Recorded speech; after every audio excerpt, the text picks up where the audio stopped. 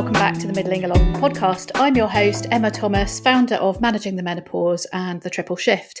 And my guest today is Dr. Jackie Gray. Jackie is a retired GP who launched the online platform Carents to give a voice to the 4 million unpaid adult carers in the UK. And statistically, the vast majority of those are middle-aged women.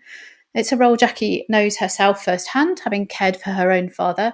And she's now created the platform to help other adult carers get the help they need under one roof, from free advice on legal matters to navigating the NHS, as well as just providing a safe space for carers to connect and provide each other with support. Welcome to the podcast, Jackie. Good morning, Emma. Thank you for having me. It's great to have you here, and I'm really, really looking forward to delving into everything Carents. But if people haven't heard the word Carents before, is that something you made up? It is. It's all my own work, so to speak. I did it for a very good reason, though. In your introduction there, you talked a lot about carers, and strictly speaking, theoretically, academically, it's absolutely accurate. But a lot of people who are providing care and support to family members don't see themselves as carers, particularly those who are looking after an aging parent. They are just doing what sons and daughters have always done and will always probably continue to do. So, and some of them find the term carer stigmatizing. They don't like it.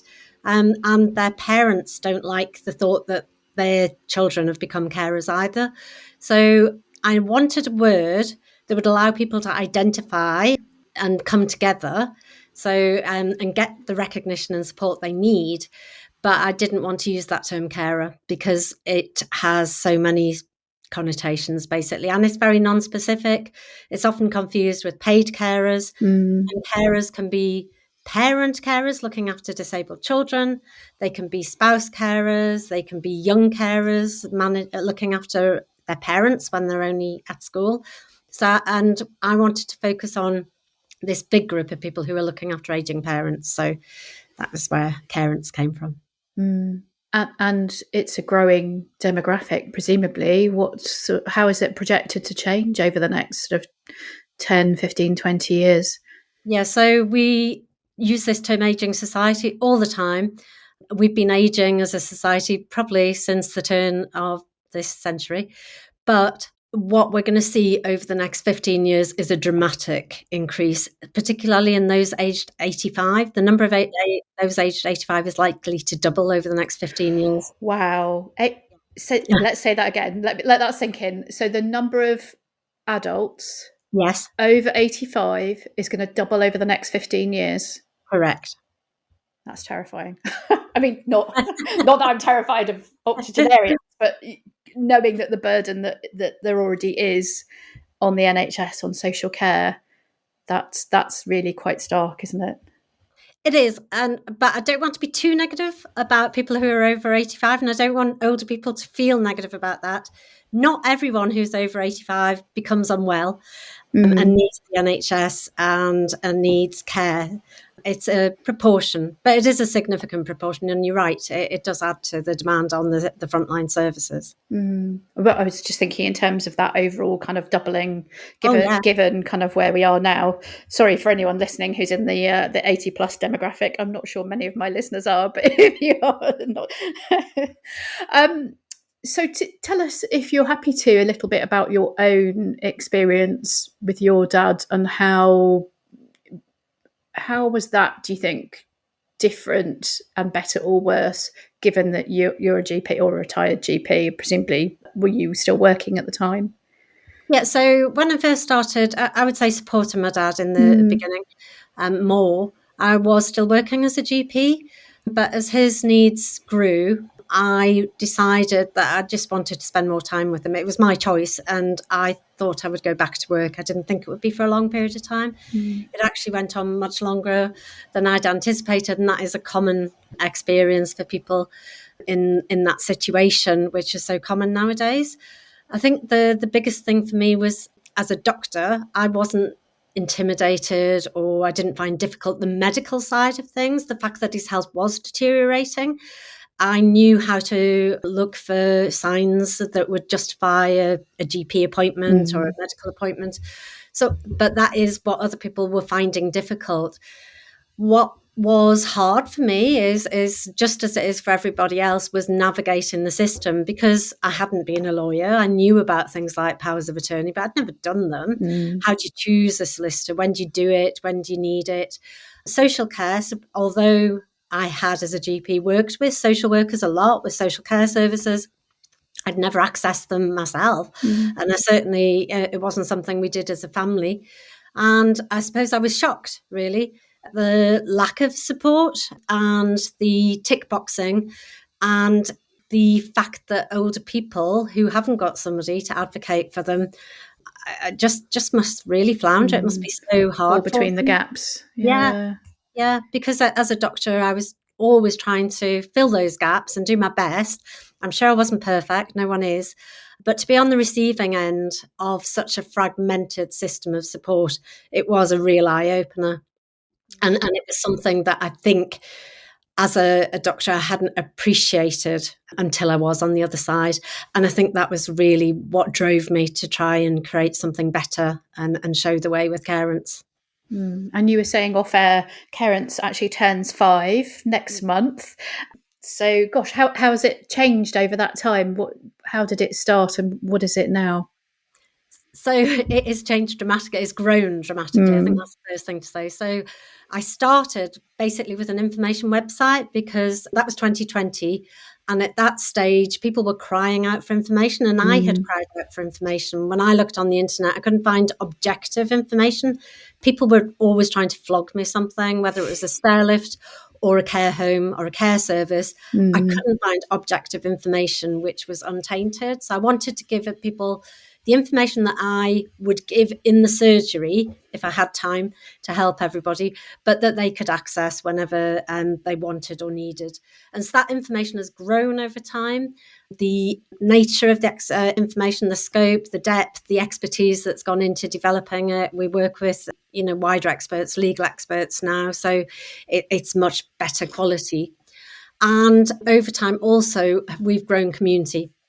So I was very conscious that emotional support and connection were huge needs, shall we say, or for carers and carents. And yet it's really hard to do that when you can't get out the house, maybe even. Yeah, exactly. And people don't like to talk about it. And I suppose the advantage for me as a doctor was that I knew from my surgeries that I wasn't alone, that lots of people were doing this, but other individuals that are stuck in the house and aren't meeting other people in similar circumstances don't know that. So I wanted to shine a light on that and connect people. And so that's what's grown, as well as the community side, the peer support. I started off on Facebook because that was a cheaper, accessible option. But now we've started and launched a community on the site as well. So in the community, in terms of peer support, actively supporting each other, we've got over 7,000 members now. So we've gone from 0 to that. We've also installed an email database system on the site so that I can share information proactively with people. So often when you're looking for information or not feeling that you're fully in command of a situation, it's hard to know what you don't know. You can search for information, but you need to know what you're searching for. So what I've been able to do now is push information, and I push it through social media, push it through email, push it through e-booklets, webinars, all sorts of things. So in terms of people who've signed up and can access that information, again, we've gone through it from 0 to over 55,000 now. So that's massive. And at the same time, the visitors to the site have grown. And initially, I was pleased that we had maybe 500 in a month. But now we're looking routinely at over 40,000 a month. So wow. It's staggering growth, really. And so how's that funded? Do people pay for access to the community, or? Now, everything for the Carents is absolutely free, and that was a priority of mine. Again, because of this bias, I had not liked being pushed in a particular direction and questioning the objectivity. So for me, it was recognizing that people are vulnerable and desperate, and I didn't want to at any point have that shaping what I was offering in any way. So everything is free. But that means I've worked very hard behind the scenes to work with businesses that share my values, share what we're trying to do, and are willing to support that free opportunity. And the energy industry has been phenomenal, actually. And I've had incredible support from gas distribution networks, if I name them, Cadent and Northern Gas Networks specifically. Brilliant. And you're marking your 5-year anniversary with the first ever Carents Day. So tell us a bit more about that. Yeah, so Carents Day, we wanted to mark 5 years of progress, but we also wanted to raise awareness and celebrate carents themselves and everything they do, because I feel society isn't aware of them. They're still invisible, unrecognised, and it's a situation people don't expect to find themselves in. So it's a way of raising awareness and celebrating, but we're really focusing on the carent, and the theme is take a moment for you. So rather than caring for other people on Carents Day, we want you to care for yourself. And we've got a programme of activities on our site to support with that. Some of them are about enabling you to address your mental health. So we've got sessions on mindfulness. We've got something on creative writing, because that's really powerful in terms of personal expression and reflection. And then we've also got a session about physical activity. Even if you're bound to the house or you can't feel motivated because you don't have time, we've got somebody from CrossFitness Gym coming in to talk about that and what you can do at home and the difference that can make. And we've also got sessions that can help you either tackle your own health problems like arthritis, or perhaps help the person that you're caring for who might have something like arthritis too. Sessions about choosing a care service.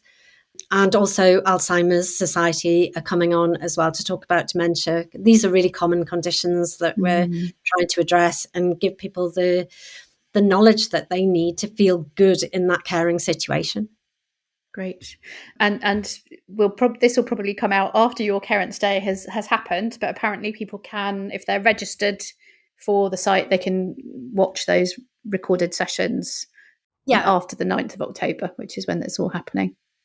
Yeah, absolutely. We'd like to record them and leave them there in perpetuity so they can be accessed on demand.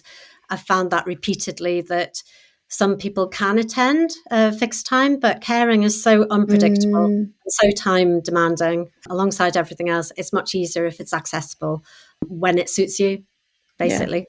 Yeah. Brilliant.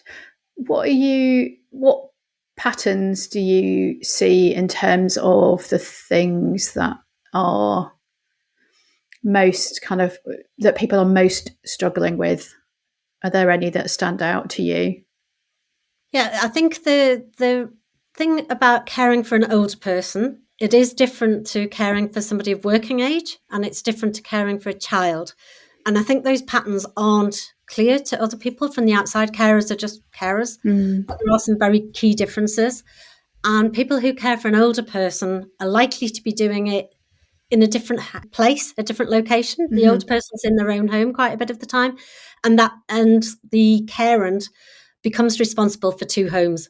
So they're running 2 different homes, and that's a big chunk of time, a big responsibility, and it's quite onerous, and it's even more onerous if people are travelling long distances to do that and trying to provide care at that distance. So that's a big one, and it's one of the early signs of being a carent. It comes on gradually, but that's a big trend.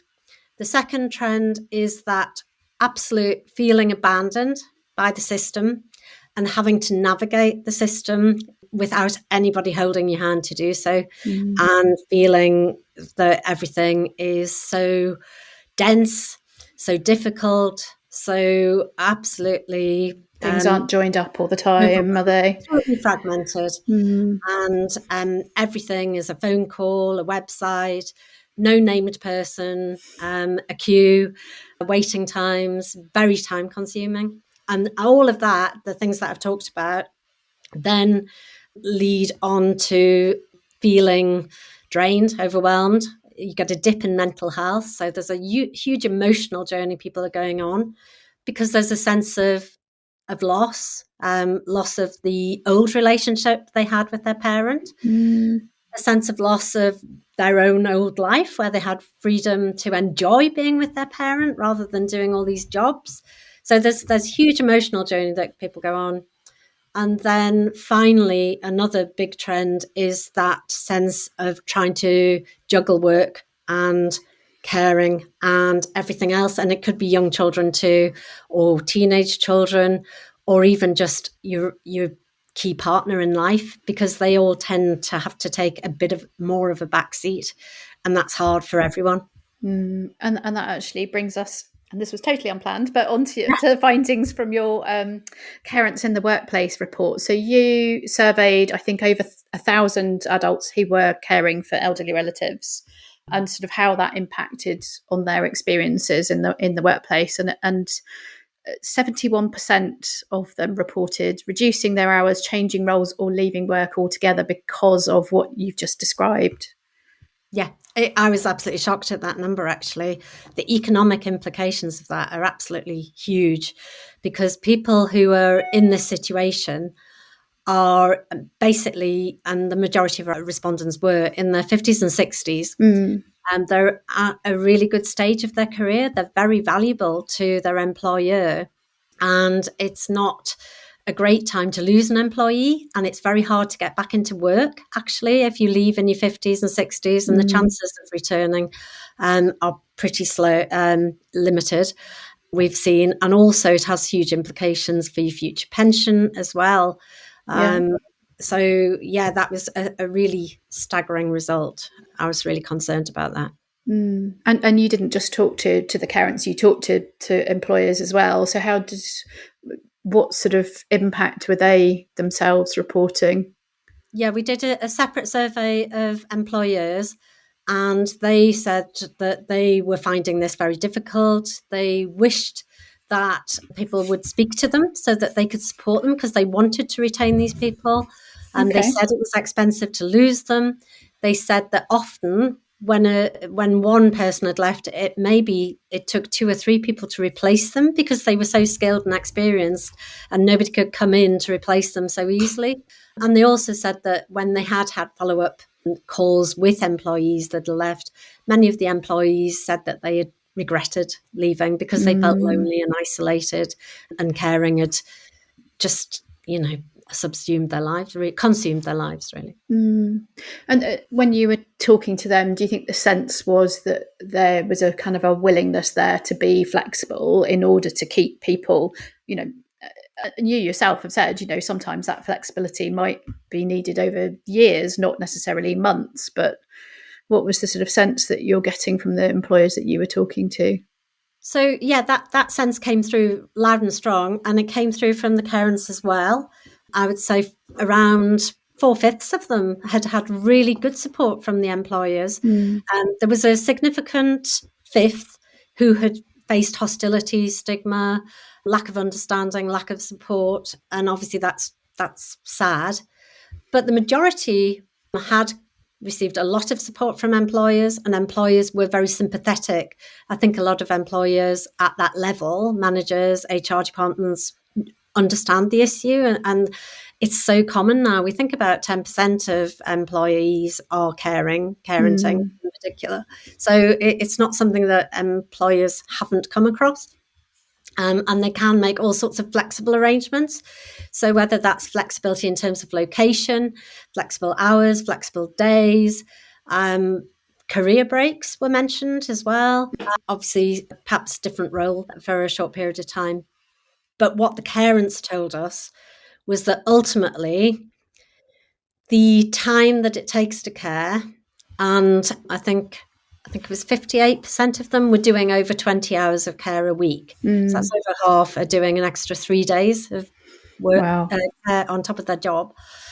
They just found it too much. And in order to protect their own mental health, they had decided to actually put their job to one side in some way. Yeah.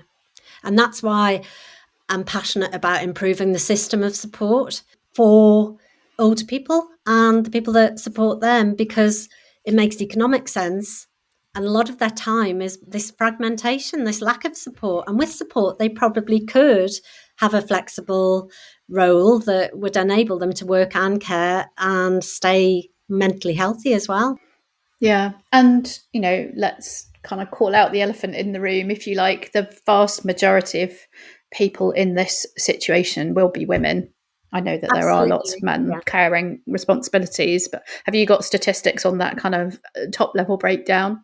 Yeah, so in all of the research that's done nationally in terms of all types of care, that's where the data comes from. The proportion is 60% women and 40% men.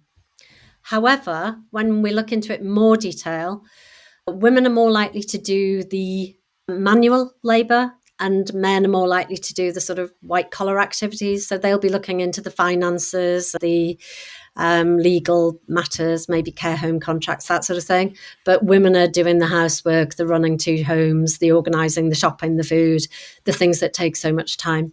So there is and women are doing more hours as well. So they're more likely to do the care. They're more likely to do the hard parts of the job, and they're doing it for longer as well. And society seems to think that's okay. Yeah, and there's no, just sort of, as you say, no kind of real recognition of this extra job that people are doing on top of, if they're working on top of No, an absolutely existing not. existing role. It's just kind of assumed that people kind of take that on and absorb it. Absolutely. And of course, a lot of women, it is, again, national statistics say about 1.5 million are sandwich carers. So they're looking after an older person and children, dependent children as well. And increasingly, because of this aging and the fact that women are having children later in life, everyone's living longer, we're seeing what are called either super sandwich carers or club sandwich carers. So they're looking after multiple generations. They've got parents, children, and grandchildren as well. And that's a growing theme. So a lot of demands on women. And again, as I say, they're commonly in their 50s and 60s. They're going through the menopause. They're going through a period of their own life when health problems tend to emerge, things like high blood pressure. So it's not an easy time for women at all. And there was research, and I'll dig out the exact statistics, but some research came out earlier on this year looking at the impact on severity of menopause symptoms depending on how many hours of kind of caring responsibilities that women had. And it was, it was like, surprises absolutely no one that the more onerous your care responsibilities, the more of an impact it has on severity of menopause symptoms. So yeah, I can there's a believe that. I haven't triple read that. whammy. Yeah, absolutely. Yeah. Yeah, I'll put a link in the show notes as well to that research study if anyone wants to be able to kind of go and delve a bit deeper into that. There's a lot of work. There's some great work going on out there in terms of equal kind of parenting for dads and kind of raising the profile of people parenting out loud, dads parenting out loud. What can we do to sort of start to challenge those societal stereotypes around how women end up bearing so much of the sort of the responsibility for this big Yeah, question? it's a very good question. In the survey, Carents were saying they wanted equal rights in the same way that parents have rights and parenting is acknowledged. They wanted similar maternity and paternity rights in the workplace too, to do care at the other end of life. So that was interesting. It doesn't answer your question, but I think it is interesting. We have been earlier in the year, for around about Mother's Day, we were actually pushing content to try and challenge conceptions about saying, should it be women? So we were posing questions. And I think we just have to have these conversations. So it's great that we're talking today. I think that's fabulous because until recently, people weren't talking about this at all. It's just been swept under the carpet because it's convenient, really, not to talk about it. Well, it's just that assumption, isn't it? Women are better at caring. We're more Yes. kind of attuned. We're more kind of. I don't know. I have no patience for kind of this kind of thing, and I'm sure there are plenty of people who would be better at it than I am. I don't think I'm naturally kind of nurturing, caring personality. Just because I've got 2 X chromosomes, that doesn't necessarily follow. No, absolutely. And men have said to me, "Oh, well, of course, it's easier for women because they find caring for doing the personal care for an older person so much easier." there is nothing easy about having to do personal care for someone that you love and who's older than Nope. you. It just challenges the whole biological, cultural norm, doesn't it? So, yeah. And just because, as you say, you've got two X chromosomes, that doesn't make it easier. No, I mean, yeah, I would say actually you need to be quite strong to be, if you've got somebody who's, really dependent on you for kind of personal care, that actually